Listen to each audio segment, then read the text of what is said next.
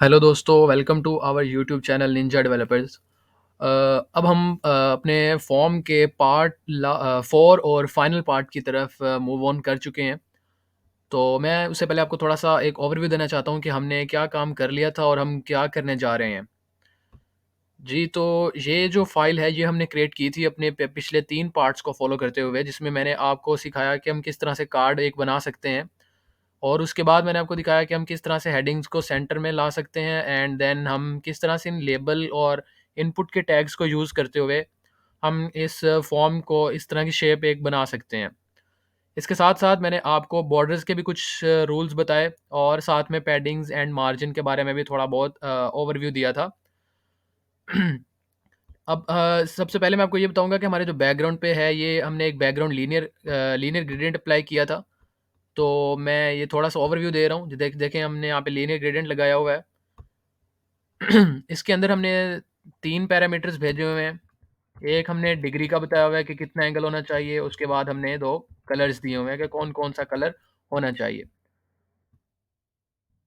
जी, तो अब हम चलते हैं अपने नेक्स्ट पार्ट की तरफ जिसमें हमने ये आइकन्स लगाना सीखनी थी। मैंने आपसे लास्ट पार्ट में कहा था कि हम देखेंगे कि हम किस तरह से इन आइकन्स को लगा सकते हैं, एक लाइब्रेरी को हम इम्पोर्ट करवा कर।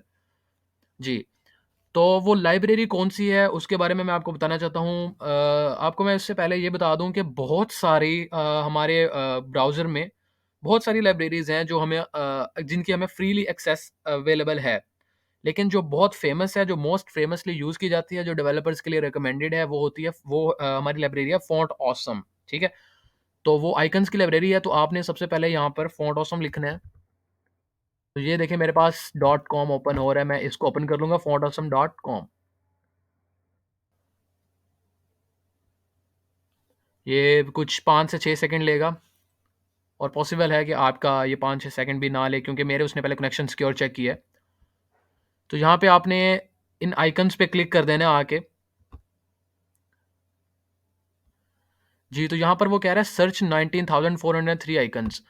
यहाँ पे अगर हम कुछ भी आइकन लिखें तो वो हमें वो आइकन्स उसकी तरह की ये सर्च करके दे देगा। जैसे कि मैं यहाँ पे लिखता हूँ फेसबुक और मैं एंटर करता हूँ। तो देखिए हमारे पास फेसबुक से रिलेटेड जितनी आइकन्स थी उसने वो हमें प्रोवाइड कर दी। तो इसमें कुछ आइकन्स होती हैं वो हमारे पास पेड वर्ज़न्स में आती हैं और कुछ आती हैं जो हम फ्रीली यूज़ कर सकते हैं, जो हमारे लिए लिमिटेड मतलब हैं कुछ जो फ्री डेवलपर्स के लिए हैं, कुछ होती हैं जो हमें बाय करनी पड़ती हैं। बाय के लिए आपको पता चल जाएगा जब आप किसी आइकन पे क्लिक करेंगे, जैसे मैं इस आइकन पे क्लिक करता हूँ, तो यहाँ पे देखें लिखा हुआ है स्टार्ट यूज़िंग दिस आइकन। तो इसका मतलब है हम इस आइकन को इस्तेमाल कर सकते हैं। लेकिन जैसे ही मैं इस आइकन पे कहीं और इस वाले आइकन पे क्लिक करता हूँ, तो देखिए यहाँ पर आ रहा है start using this pro icon. तो प्रो आइकन का मतलब हो गया कि हमें इसका प्रो वर्जन बाय करना पड़ेगा। तो जब आपका क्लाइंट अगर आपसे कहे कि भाई मुझे ये आइकन चाहिए, तो आप उसको बताएँगे कि ये प्रो आइकन है और वो फिर आपको ये आइकन बाय करके देगा। तो अभी हम देखते हैं हमारे डिज़ाइन में हमें फेसबुक की ये वाली आइकन चाहिए जो प्रॉपर्ली राउंड है और उसके बाद ट्विटर की भी और गूगल की भी। तो हम ये वाली फेसबुक की आइकन उठा लेंगे। आपको ये यहाँ पर कोड इसका मिल रहा है बना-बनाया, आपको खुद से लिखने की ज़रूरत नहीं है। आप इस पे क्लिक करोगे तो ये कॉपीड का यहाँ पे साइन आ जाएगा। कॉपीड करने के बाद आपने वापस इसको अपनी एचटीएमएल की फ़ाइल में लेके आना है और इसको आपने रिप्लेस कर देना है। तो पहले मैं ऐसे ही इसको रिप्लेस कर देता हूँ, इसको चेक करने के लिए कि क्या ये लग रही है या नहीं ताकि हम चेक करें। जी, तो मैंने ऐसे ही इसको अप्लाई कर दिया और वापस आके फ़ाइल को रिफ्रेश अगर करें तो देखें अब यहाँ पे कुछ नहीं वो शो नहीं हो रही। उसकी वजह ये है कि फ़ॉन्ट ऑसम की जो लाइब्रेरी है, वो हमने इम्पोर्ट नहीं करवाई, हमने सिर्फ़ उसकी आइकन लगाई है। मैंने आपको यही शुरू में बताया था कि उसके लिए हमें एक अलग से लाइब्रेरी इम्पोर्ट करवानी पड़ती है। तो आपको फ़ॉन्ट ऑसम की लाइब्रेरी इम्पोर्ट करवाने के लिए जाना पड़ेगा फ़ॉन्ट ऑसम की सीडीएन्स पे, fontawesome.com सीडीएन। इसके बाद ये जो पहली-पहली लिंक आ रही है फ़ॉन्ट ऑसम लाइब्रेरीज़ सीडीएन्स की, इसके ऊपर आप आएँगे। सीडीएन का जो मतलब है वो मैं आपको बताना चाहता हूँ। सीडीएन बेसिकली कहते हैं जो लाइव लिंक्स हमारी अवेलेबल होती हैं सर्वर पर लाइव लिंक्स पड़ी होती हैं, उनको हम सीडीएन बोलते हैं। तो हम फ़ॉन्ट ऑसम की सीडीएन पर आ जाएँगे और यहाँ पे जो ये ब्राउन से कलर कुछ ऑरेंज इस तरह से कलर है, इसको आपने यहाँ पे ये टैग वाले पे क्लिक करना है और कॉपीड कर लेना है। कॉपी करने के बाद आपने इसको अपने एडिटर के अंदर वापस आके हेड के फ़ाइल के अंदर मैंने आपको बताया था कि हमारी जो हेड है, हेड का टैग है, इसके अंदर हम जो एक्सटर्नल फ़ाइल्स होती हैं, वो लगाते हैं। मैंने अपने शुरू में इंट्रो में बताया था, जब मैं एचटीएमएल का इंट्रो भी साथ-साथ देता था, तो देखिए हमारी स्टाइल का टैग इसमें है। इसके स्टाइल के टैग के फ़ौरन बाद मैं यहाँ पे ये लगा दूँगा, ठीक है? तो ये मैंने इसकी लिंक यहाँ पे लगा दी है। जी। तो ये मैंने इसकी यहाँ पे सीएसएस की जो है लिंक जो है वो मैंने लगा दी है और यहाँ पे मज़ीद भी यहाँ पे आप देख सकते हैं इसके वर्जन्स आ रहे हैं। तो अभी फ़िलहाल हमने उस सीएसएस की जो लिंक लगाई है उसी की हमें ज़रूरत है, तो मैं वही लगा देता हूँ। सीएसएस की जो देखिए मैंने यहाँ पे all.min.css की फ़ाइल की यहाँ पे लिंक कर दी है और अब हम चेक करते हैं फ़ाइल को सेव करके वापस जाके रिफ्रेश करेंगे। जी, तो देखें अब हमारे पास यहाँ पे हमारी फ़ेसबुक की जो आइकन हमने लगाई थी वो यहाँ पे शो होने लग गई है। मैं आपको दोबारा से थोड़ा-सा बता देता हूँ। सबसे पहले आपको फ़ॉन्ट ऑसम पे जाना है, प्रॉपर फ़ॉन्ट ऑसम पे, उसके बाद आपको सीडीएन्स पे जाना है। या आप पहले भी सीडीएन पे आ सकते हो या बाद में भी इस पे जा सकते हो। इन शॉर्ट इसका मतलब ये है कि जब आपको आइकन्स की ज़रूरत हो तो तब आप फ़ॉन्ट ऑसम सिंपल पर आओगे। जब आपको उसकी लाइब्रेरी इम्पोर्ट करवानी हो तब आप फ़ॉन्ट ऑसम सीडीएन्स पे जाओगे और पहली वाली लिंक जो है ये all.min.css इसको आप उठा लोगे। ठीक है? अब मैंने फ़ेसबुक की आइकन ले ली है, हमें पता चल रहा है कि हमारी यहाँ पे फ़ाइल की डॉक्यूमेंट के अंदर फ़ेसबुक की जो आइकन है वो शो भी हो रही है। तो चलिए अब इसको हम स्टाइल करके देखते हैं कि हम किस तरह से इसको स्टाइल कर सकते हैं। हम अपना डिज़ाइन देखेंगे। जी, तो डिज़ाइन में हमारे बटन के बाद एक यहाँ पे स्मॉल सा पैराग्राफ आ रहा है और साइन अप यूज़िंग लिखा हुआ है। तो हम लॉगिन के बटन के बाद अब मैं इस आइकन को यहाँ पे कमेंट कर देता हूँ क्योंकि हमें ये इसके बाद बाद में ज़रूरत है, तो मैं इसको कमेंट कर दूँगा, अभी हमें इसकी ज़रूरत नहीं है।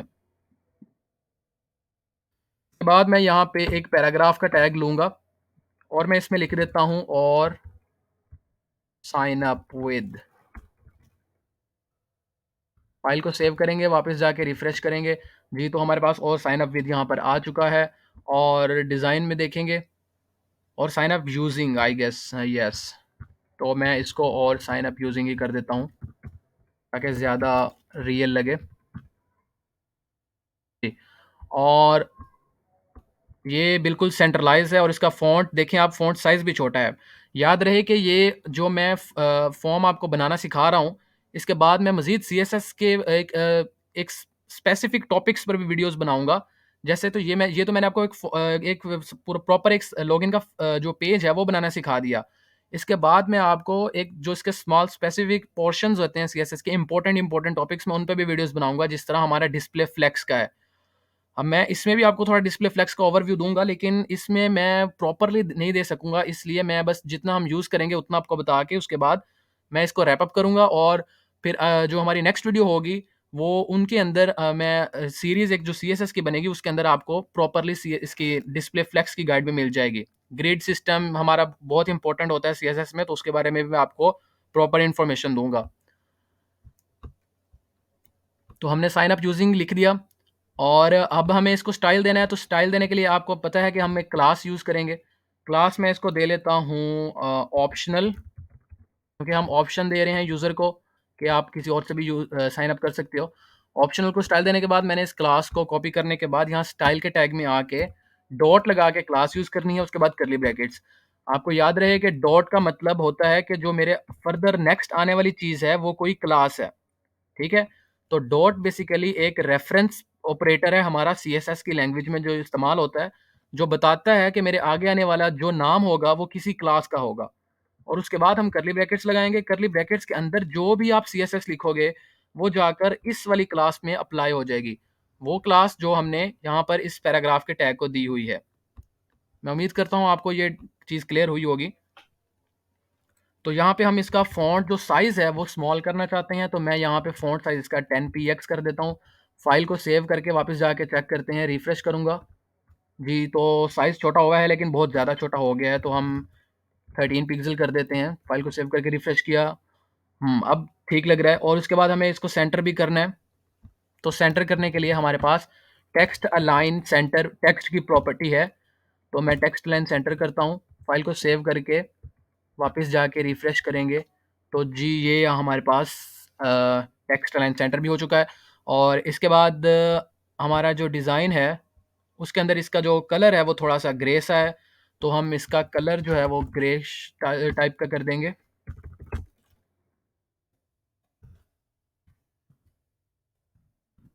फ़ाइल को सेव करके रिफ्रेश किया जी, तो और साइन अप यूज़िंग देखें अब बिल्कुल वैसा लग रहा है जैसा हमारे वहाँ पर आ रहा है। और आपको मैं एक और चीज़ बताता चलूँ कि हमारे जिस तरह हमने यहाँ पे आइकन्स की लाइब्रेरी इम्पोर्ट करवाई है, हम इन फ़ॉन्ट्स की लाइब्रेरी भी इम्पोर्ट करवा सकते हैं। तो उसके बारे में भी मैं आपको नियर फ्यूचर जब हम सीएसएस की चीज़ें कवर करते जाएँगे, मैं साथ-साथ आपको वो भी बताता चलूँगा। तो इसलिए आपको परेशान होने की ज़रूरत नहीं है, मैं आपको पूरा इस फ्रंट एंड डेवलपमेंट का कोर्स करवाने जा रहा हूँ। और जैसे ही हमारा एचटीएमएल, सीएसएस और ये कंप्लीट होगा, इसके बाद मैं आपको जावास्क्रिप्ट की सीरीज़ भी प्रोवाइड करूँगा और बूटस्ट्रैप की सीरीज़ भी प्रोवाइड करूँगा। तो उनके बाद फिर हम रिएक्ट जेएस की तरफ भी मूव करने जा रहे हैं इंशाल्लाह। हम उसके बाद हम रिएक्ट जेएस भी करेंगे। तो फ़ॉन्ट्स की जो लाइब्रेरी है, वो भी हम इम्पोर्ट करवा सकते हैं, लेकिन इस वीडियो में मैं सिर्फ़ फ़िलहाल इनकी लाइब्रेरी इम्पोर्ट करवा के इनको यूज़ करने का आपको और इनको स्टाइल करना किस तरह से होता है, वो आपको सिखाने वाला था, तो मैं अभी फ़िलहाल वही करूँगा। जी, तो और साइन अप यूज़िंग हमारा आ गया है यहाँ पे और यहाँ पे भी बिल्कुल वैसा ही लग रहा है, बिल्कुल बराबर लग रहा है। तो इसके बाद मैं यहाँ पे आइकन्स यूज़ करने जा रहा हूँ। हमारी सबसे पहले फ़ेसबुक की आइकन है, तो मैं यहाँ पर अब इस आइकन को एक्टिव कर लेता हूँ और मैंने इसको नीचे कर लिया है। इसके लिए आपको मैं एक और चीज़ बताना चाहता हूँ कि स्पैन का टैग हमारे पास होता है एक। इस तरह हमारा एक डिव का टैग है, जो एक प्रॉपर एक पोर्शन जैसे हम कहते हैं, इसी तरह हमारे पास एक स्पैन का टैग होता है। स्पैन बेसिकली हम कहते हैं एक स्पेसिफिक जगह को, मतलब एक जैसे कि एक एग्ज़ाम्पल ले लो कि जैसे कि हमारा आसमान है, हमारा स्काई जो है, उसके ऊपर कहीं पे क्लाउड्स हैं, कहीं पे नहीं है। तो आप ये एग्ज़ाम्पल ले सकते हो कि कहीं पे स्पैन है, कहीं पे नहीं है। ठीक है? तो स्पैन का जो टैग है ये बेसिकली एक स्मॉल पोर्शन कवर करता है। ये सिर्फ़ उतना पोर्शन कवर करता है जितना इसके अंदर कंटेंट होगा, ठीक है? क्योंकि हमारे जो बादल हैं वो वहीं पे बारिश देंगे ना जहाँ पर वो होंगे, उसी एरिया में बारिश देंगे। तो ऑब्वियसली स्पैन का भी यही मकसद है, इसके अंदर जो कंटेंट पड़ा होगा, ये उसकी विड्थ के अकॉर्डिंग उतनी ही विड्थ कवर कर रहा होगा। तो इसके बारे में मैं अगर आपको समझ आ गया तो वेल एंड गुड, नहीं आई तो मैं एक वीडियो बनाने वाला हूँ हमारे ब्लॉक लेवल और इनलाइन लेवल एलिमेंट्स के ऊपर, तो उसमें आपको इंशाल्लाह ये क्लियर हो जाएगा। खैर, आपको मैं बताने वाला था कि जब भी आपने आइकन्स यूज़ करनी है, आपके लिए ये कंपल्सरी है कि आप इसको स्पैन के टैग में रखो। कंपल्सरी इस तरह से है कि ये फिर आपकी रिस्पॉन्सिवनेस ख़राब नहीं करता, ये आपकी रिस्पॉन्सिवनेस में कोई इश्यू नहीं बनाता। वरना ये कंपल्सरी इसलिए नहीं है कि ये फिर शो नहीं होती, शो तो ऑब्वियसली हो जाएगी, जैसे हमने पहले यूज़ की तो शो हो रही थी। शो ये हो जाएगा, लेकिन रिस्पॉन्सिवनेस में थोड़ा इश्यू आ सकता है। तो उससे बचने के लिए बेहतर है कि हम पहले ही स्पैन के टैग में इसको इस्तेमाल कर लें। जी, तो मैंने स्पैन के टैग में इसको रख दिया, वापस जाएँगे, फ़ाइल को रिफ्रेश करेंगे, यहाँ पे हमारे पास फ़ेसबुक की आइकन आ गई है और मैं बाकी भी आइकन्स को ले लेता हूँ। फ़ॉन्ट ऑसम पे जाएँगे, जहाँ पे यहाँ पे हम ट्विटर लिखेंगे, तो ये हमारे पास ट्विटर आ गया। मैंने ट्विटर ले लिया यहाँ से और जाके अपने कोड के अंदर इसको रिप्लेस कर देंगे। इसी तरह एक और स्पैन का टैग लूँगा, उसके अंदर मैं गूगल का आइकन ले लूँगा। कौन-सा गूगल है ये? ठीक है, आई गेस यही वाला है। तो हम ये वाला गूगल का आइकन ले लेंगे यहाँ से और यहाँ पे स्पैन के टैग में रख देंगे। जी, तो मैंने इन सब स्पैन्स को सॉरी सब आइकन्स को एक स्पैन के टैग में रख दिया है और मैं यहाँ पे क्या करने जा रहा हूँ, मैं यहाँ पे एक डिव बनाने जा रहा हूँ, क्योंकि ये अलग से एक पोर्शन है ना आइकन्स का, तो जो भी एक कोई पोर्शन होता है वो अलग से एक डिव में आता है। तो मैं जो आइकन्स का पोर्शन है इसको मैंने उठा के इस डिव में रख दिया, ठीक है? यार ये मेरा फ़ॉर्मेटर का इश्यू है, तो इसको आपको गौर करने की ज़रूरत नहीं है। तो यहाँ पे हमारे पास आइकन्स आ चुकी हैं, हमारे पास फ़ेसबुक की भी आ रही है, ट्विटर की भी आ रही है, गूगल की भी आ रही है। बहुत गुड। और अब हम इनको स्टाइल देंगे। तो स्टाइल देने के लिए मैं यहाँ पे इन स्पैन को आपने क्लास देनी है। मैं इस स्पैन को यहाँ पे क्लास देता हूँ पहले के आइकन्स की। मैंने आइकन्स की इसको क्लास दी और मे बी आई गेस कि मुझे सोशल आइकन्स की देनी चाहिए, ज़्यादा बढ़िया रहेगा। सोशल आइकन और साथ में हम लिख देते हैं फेसबुक। आई गेस के इसको फेसबुक की ही क्लास दे देते हैं, फेसबुक। और इस वाले को दे देते हैं ट्विटर,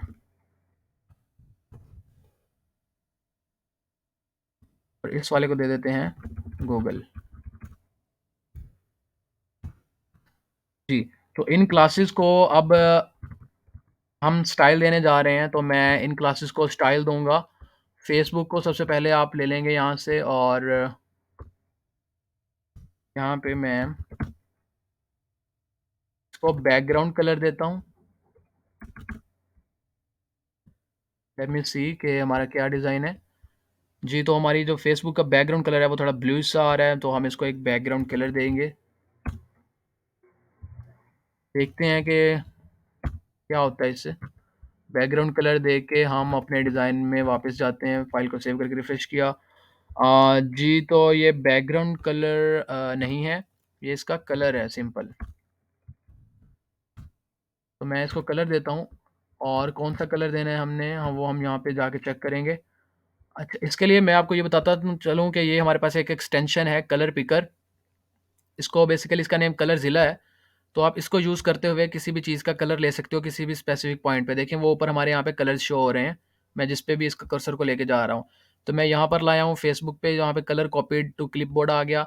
मैं दोबारा से इस पे क्लिक करता हूँ, और यहाँ पे जाके अपना जो ये कलर आ रहा है, हमारा कोड आ रहा है, इसको उठा लूँगा, और इसको जाके मैं यहाँ पे पेस्ट कर दूँगा। तो हमारा जो फेसबुक का कलर था वो इसमें ऑटोमेटिकली रिप्लेस हो चुका है। तो जाके चेक करते हैं। जी, तो देखें हमारा जो आइकन थी वो बिल्कुल फेसबुक जैसी यहाँ पर अब लग रही है। और इसके बाद सेम हम ट्विटर के लिए भी इसी तरह करेंगे। ट्विटर के लिए हम यहाँ पे स्टाइल के लिए क्लास लगाएँगे डॉट ट्विटर, और ट्विटर को भी मैं चेक कर लेता हूँ पहले। अब हम ट्विटर का कलर भी उसी तरह ले लेंगे।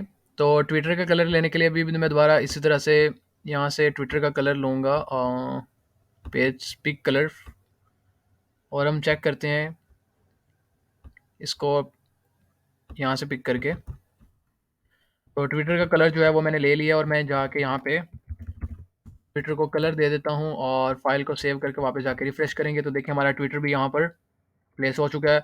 और अब गूगल का कलर रह गया, तो जल्दी से हम गूगल का कलर भी ले लेते हैं। मैं आपको साथ-साथ इस तरह के ढेरों अच्छी-अच्छी जो एक्सटेंशंस हैं, जो हमारे डेवलपर्स के लिए यूज़ होने वाली हैं, उनके बारे में बताता रहूँगा, तो आपको वीडियो को प्रॉपर्ली फ़ॉलो करना ज़रूरी है। सेम गोज़ फॉर गूगल, मैं जल्दी से गूगल के लिए भी बना लेता हूँ।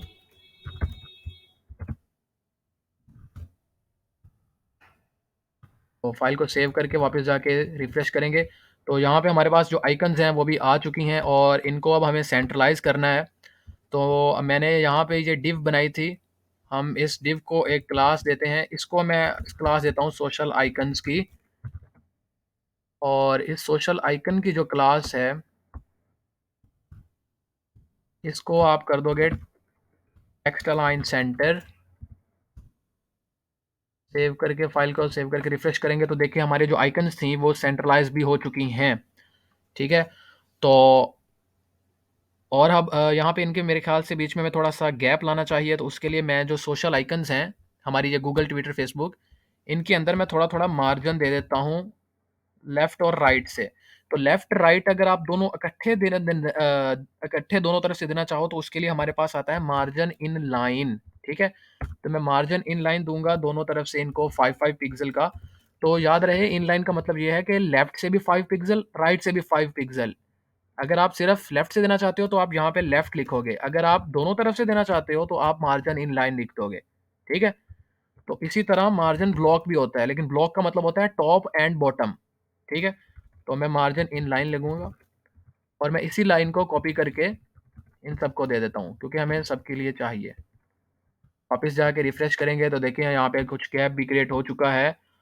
और बेटर तो ये तब था कि अगर हम इन आइकन्स को जो है ये इनको हम एंकर के टैग के अंदर रखते, क्योंकि यूज़र इस पे क्लिक करके कहीं रीडायरेक्ट हम उसको करवा सकते। लेकिन चूँकि अभी हम एक स्टैटिक वेबसाइट बना रहे थे, हम ये सीख रहे थे कि हम किस तरह से लॉगिन पेज क्रिएट कर सकते हैं, तो उसके लिए हमारे लिए फ़िलहाल इसी को लेके चलना ज़रूरी था ताकि आप लोगों को सही से समझ आती। उम्मीद करता हूँ आपको इन फॉर्म्स की समझ आई होगी अच्छे से कि हम किस तरह से इस फॉर्म को बना सकते हैं। बाकी इसके बाद ये एक थोड़ा-सा पोर्शन है, इसको ही तो आपको पता चल ही गया होगा कि कैसे बनना है। तो मैं फ़िलहाल इसकी तरफ नहीं मूव कर रहा। मैं एक इम्पोर्टेंट कॉन्सेप्ट की तरफ जाना चाह रहा था, जो है हमारा डिस्प्ले फ्लेक्स का कॉन्सेप्ट। तो उससे पहले मैं आपको हमारे ब्लॉक और इनलाइन लेवल जो एचटीएमएल के एलिमेंट्स होते हैं, उनके बारे में बताना चाहता हूँ। तो मिलते हैं अपनी अगली वीडियो में, उसके अंदर मैं आपको बताऊँगा कि हमारे ब्लॉक लेवल और इनलाइन लेवल जो एलिमेंट्स हैं, वो हमारी वेबसाइट्स पे क्या रोल प्ले करते हैं और हम उनको किस तरह से यूज़ कर सकते हैं और किस तरह से उनको आइडेंटिफ़ाई कर सकते हैं को कौन-सा जो हमारा लेवल का एलिमेंट है, वो कौन से लेवल का है। तो मिलते हैं अपनी अगली वीडियो में। काइंडली अगर आपको ये वीडियो पसंद आई है तो लाइक, शेयर और सब्सक्राइब कर दीजिएगा।